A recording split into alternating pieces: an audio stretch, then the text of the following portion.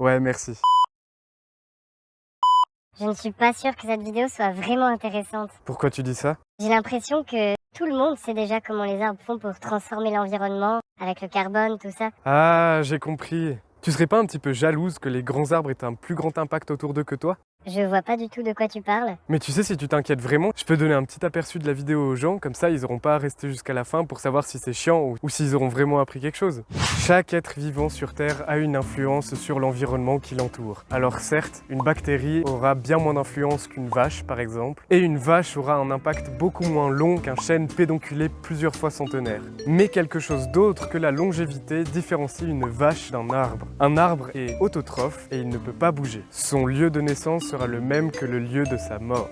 Sauf pour moi. Oui, mais alors je sais pas si t'as remarqué, mais en fait c'est moi qui te déplace. Et l'impact d'un arbre sur son environnement proche sera totalement différent que celui qu'aura une vache, et son impact sera bien plus grand s'il s'avère que cet arbre est une forêt. Veuillez m'excuser, cette affirmation est dépourvue de sens. Un arbre ne peut pas être une forêt. Oui, mais bon, vous avez compris le concept. Dans cette vidéo, vous allez voir que les arbres ont un pouvoir surprenant sur leur environnement proche, aussi bien seuls qu'en groupe.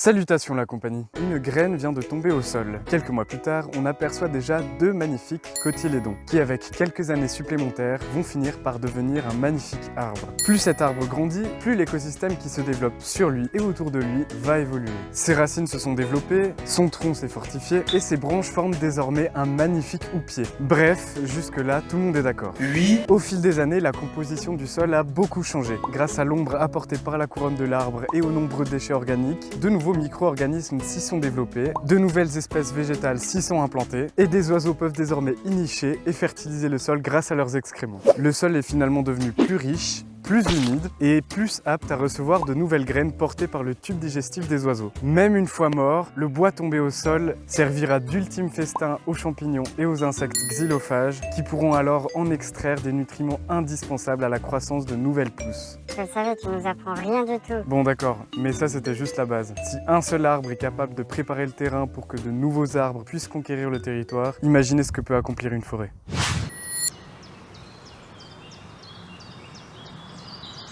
Je vais vous parler maintenant d'une expérience qui a été réalisée plusieurs fois involontairement par l'homme, et justement c'est le cas de la forêt artificielle qu'il y a juste derrière moi. Bon là l'expérience était un petit peu différente, les arbres avaient été plantés pour une toute autre raison. Un indice s'affiche sur votre écran.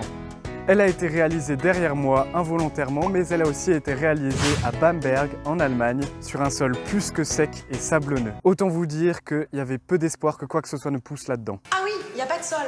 Bon. Alors, des jeunes hêtres et des jeunes pins avaient été plantés dans ce sol infertile et personne n'avait imaginé ce qu'il se passerait les années à venir. Disons qu'ils n'avaient pas vraiment misé sur une forêt avec un bois de bonne qualité. Les jeunes pousses d'hêtres ont la particularité de se coller les uns aux autres et de n'y trouver aucun inconvénient. Le vent avait déjà plus de peine à circuler et les déchets organiques pouvaient se stocker progressivement sur le sol. Une première couche d'humus s'est alors formée grâce à l'oxydation et finalement, contrairement au sol sablonneux, celui-ci pouvait bien plus garder l'humidité et permettait à de nouveaux organismes de s'installer. Autant vous dire que cette première couche est indispensable à la bonne croissance des arbres et forme avec le temps ce que l'on appelle l'humus.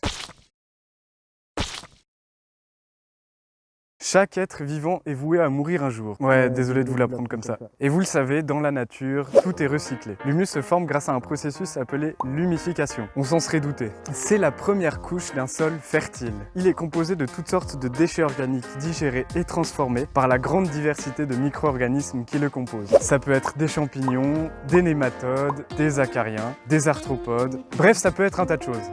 Plein de trucs dégueulasses en fait. Alors c'est vrai, on pourrait comparer l'humus à un cimetière, mais c'est en fait une véritable raffinerie du vivant. Lorsque l'humus est bien aéré, suffisamment humide et constamment réalimenté, les nutriments qu'il contient sont de véritables festins pour les végétaux, et sont d'ailleurs indispensables. Bref, tout ça pour dire qu'en plusieurs années, un sol dans lequel l'humanité avait complètement perdu espoir est devenu un sol forestier, riche et favorable à la biodiversité.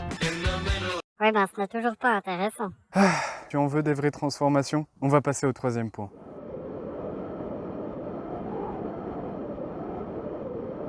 Vous connaissez sans doute tous le cycle de l'eau. Grâce à la chaleur, une grande quantité de vapeur est arrachée aux océans qui se condensent dans le ciel et forment des nuages. Balayés par le vent, les nuages migrent et quand les conditions le permettent, retombent sous forme de pluie, au maximum 600 km au-delà des côtes. Des rues, des ruisseaux, des torrents, des rivières se créent et ramènent toute l'eau jusque dans les océans. Et le cycle peut recommencer. Attends, t'as dit 600 km au-delà des côtes. Oui? Alors comment la ville de Krasnoïarsk. reçoit de l'eau de pluie? Ah, on te l'a jamais dit? En fait, les Russes, ils élèvent des canards albinos pour arroser leur forêt. Ils appellent ça la brigade des palmiers blancs pour la flotte des forêts. Mais en russe, bien sûr. Bon, et plus sérieusement, Plus sérieusement, une fois de plus, c'est une des nombreuses capacités qu'ont les arbres, ou plutôt les forêts. Les forêts sont capables de bien plus de choses que vous ne pouvez l'imaginer. D'ailleurs, je pense que ça mériterait un épisode 2. Et n'oubliez pas de vous abonner à la chaîne et surtout de partager les vidéos si elles vous plaisent. Les forêts sont capables de bien plus de choses que vous ne pouvez l'imaginer. Je sais, je l'ai déjà dit. Sans elles, il n'y aurait pas de nuages à plus de 600 km au-delà des grandes étendues d'eau. Donc finalement, la vie ne devrait prospérer qu'au bord des océans, là où les nuages sont capables d'aller. Mais pourtant, il y a bien de la vie plus loin, il y a bien de l'eau plus loin. En fait, chaque arbre absorbe et transpire une immense quantité d'eau. Et quand il y a beaucoup d'arbres, ça fait beaucoup d'immenses quantités d'eau.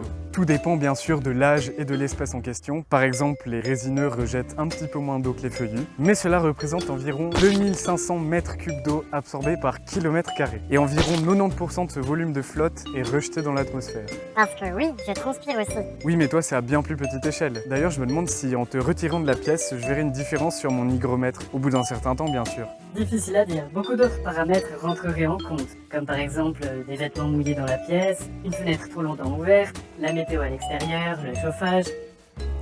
Ouais, c'est vrai. Ouais, c'est pas faux. D'ailleurs, cette transpiration joue un rôle plus qu'essentiel pour les arbres. Déjà, elle permet de rafraîchir l'air, d'humidifier l'air et permet également de transporter l'eau sur des plus longues distances que 600 km au-delà des côtes. Les forêts qui se trouvent au bord des côtes sont donc super importantes. Oui. D'ailleurs, dans certaines régions du monde, la déforestation à grande échelle au bord des côtes entraîne des problèmes de sécheresse un petit peu plus graves au centre du continent. C'est dingue, non? Oui. Mais ça n'est pas fini, les arbres peuvent aller encore plus loin.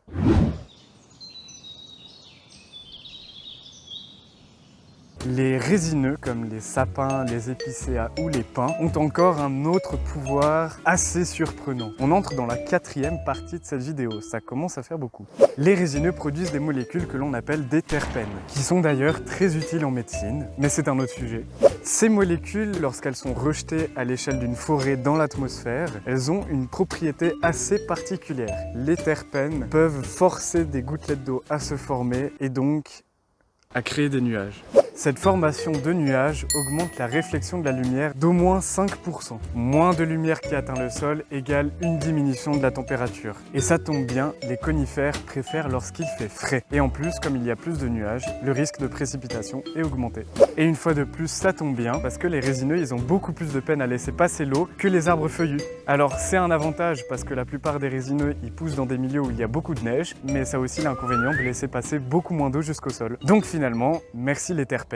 Bon, ça t'a plu au moins? Oui, le dernier point était nettement plus intéressant. Oui, d'ailleurs à ce propos, c'était pas vraiment le dernier point. Il y en aura d'autres parce que je prévois de faire un épisode 2 parce qu'il y a beaucoup de choses à dire sur les arbres et leur environnement. Et il reste aussi beaucoup de choses à dire sur l'avion qui passe derrière moi, mais ça n'a rien à voir. On arrive à la fin de la vidéo. Abonnez-vous si ça vous a plu, laissez un pouce vers le haut si ça vous a plu, laissez un commentaire si ça vous a plu ou si ça vous a pas plu. Et moi et Madrakaina, Et moi donc. nous vous saluons.